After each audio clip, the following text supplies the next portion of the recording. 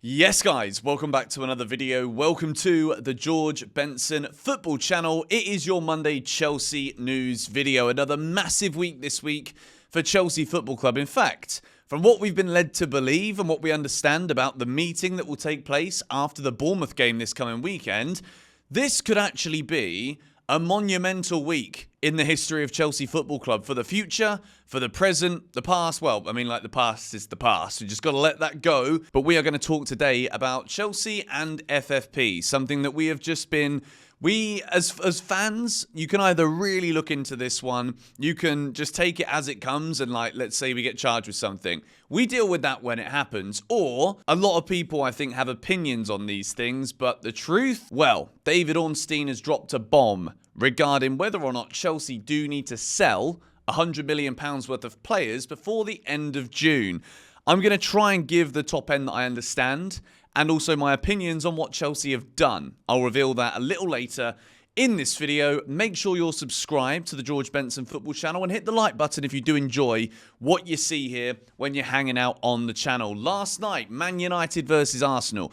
It was the Super Sunday game. It was like a classic Premier League weekend, I guess. You've just got like one headline match on a Sunday afternoon. I stayed up, I watched the first half, saw that Trossard scored for Arsenal. Man United weren't awful, but then they weren't great in any stretch of the imagination either.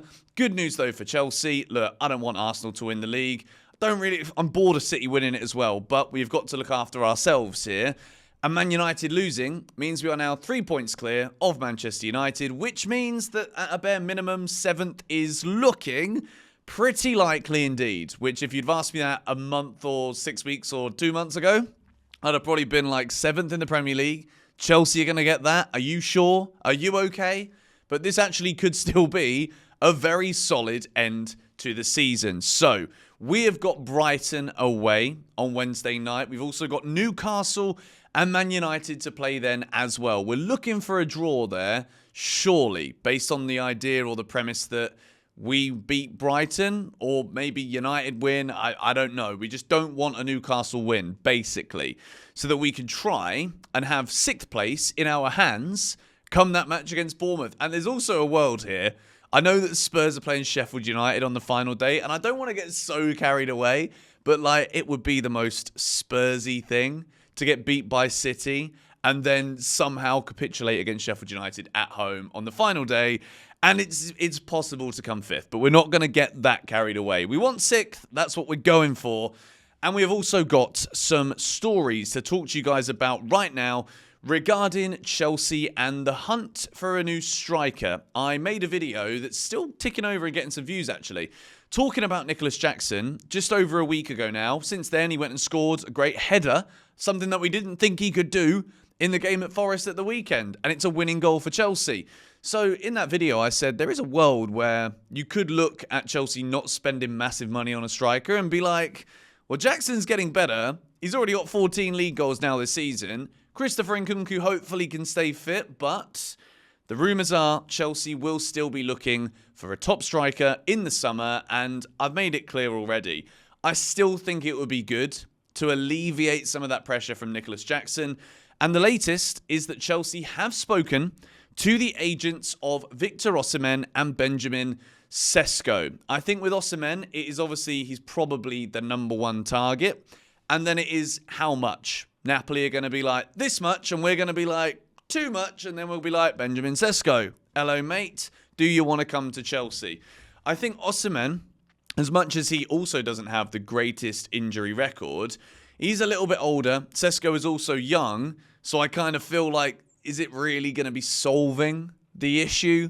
I think Nicholas Jackson could be such a great striker. He needs to learn from someone who has already got a bit more of an all-round game, is a bit more of a finisher, and Osimhen is that. Even though the stat breakdown, if you compare Osimhen and Jackson, we've already done this, and there's only been an extra week of games that have been played now, but they're not actually that far away. So, yeah, Chelsea speaking to the agents of both Osimhen and Sesko.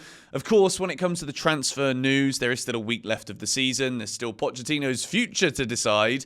I'm sure we're going to get a lot more information about strikers in the upcoming weeks. So, Don't know if you guys have been checking up on some of the loan players that we've got out on loan this season, but Andrey Santos, since that loan to Forest, which was a disaster on all accounts, as we all know, Forest, they like to buy entire flipping country's worth of midfielders, and Andrey Santos was just lost amidst everything in Nottingham.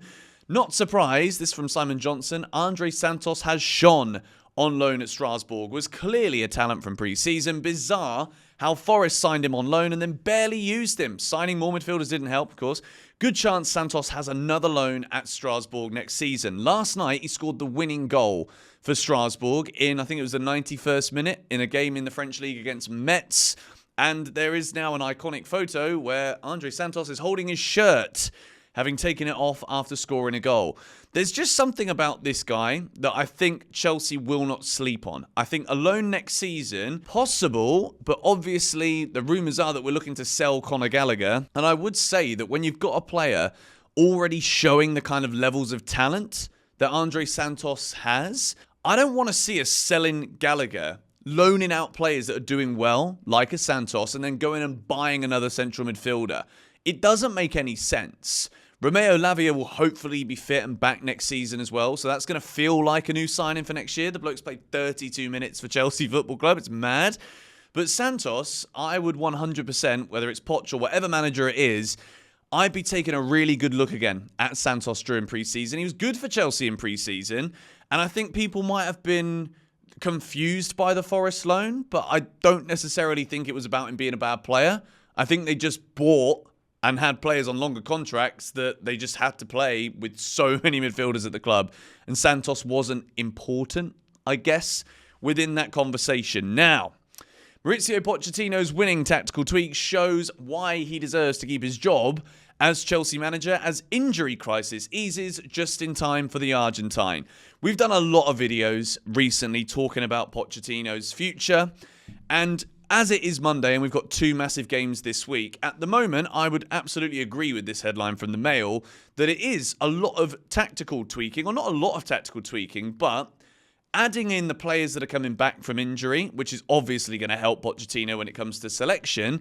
The tactical tweaks are definitely responsible. And as I said in yesterday's video, the substitutions that we saw against Forest, 110% changed the game in Chelsea's favour. So, credit to Pochettino for the work that he's been doing.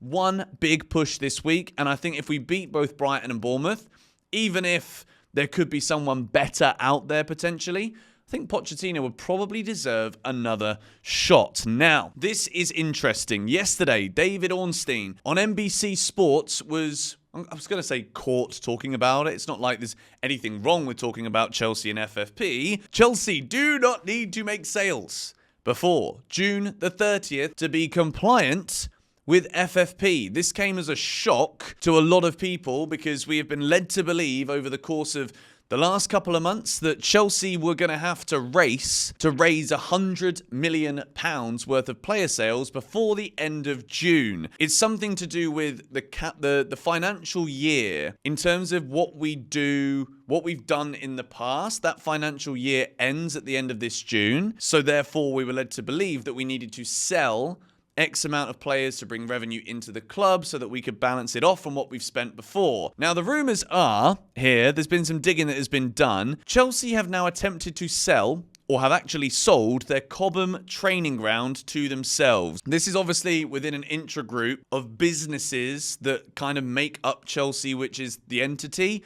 As a business, obviously, we usually just care about the footballing side of things, which kind of happy I'm going to keep it that way. To be fair, there's so many loopholes that have been worked on by these new owners to try and get Chelsea out of things. But what I will say to keep it top end, look, I'm not entirely clued up on this. All of this news has been breaking over the course of the last day or so regarding Chelsea not needing to make sales before June. The sale of the Cobham training ground. Eventually, there's not going to be any assets left that Chelsea have that we can sell. We've already sold the hotel at Stamford Bridge.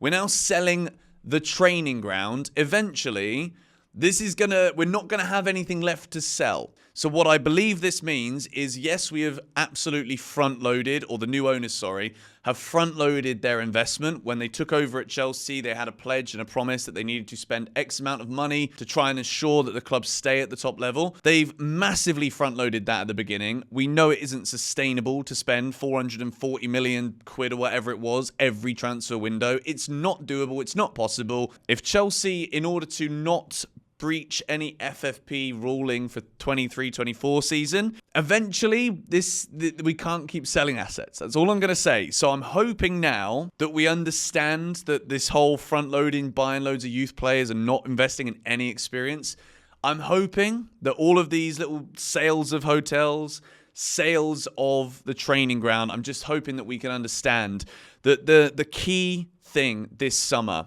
moving forward, every transfer window now, has to be intelligent recruitment. It can't be 10 new players every window. It's got to be select players that build that first team squad.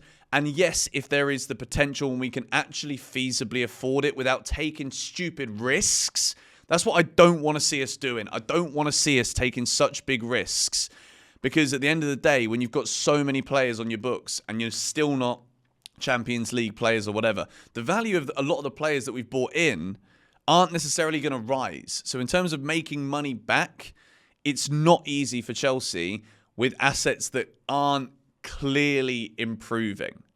So that's when I'm talking there, I'm talking about players specifically. So I want to see where this one goes, to be fair. Ornstein says that we don't need to make player sales before June the 30th. And this could be because a couple of months ago, we started a process business-wise to sell the Cobham training ground to ourselves. But the good news also about not having to sell players before June, if this is true, is that Chelsea won't get fleeced. We're not going to have clubs low-balling offers for Gallagher's, Chalobah's, because Chelsea need the money now.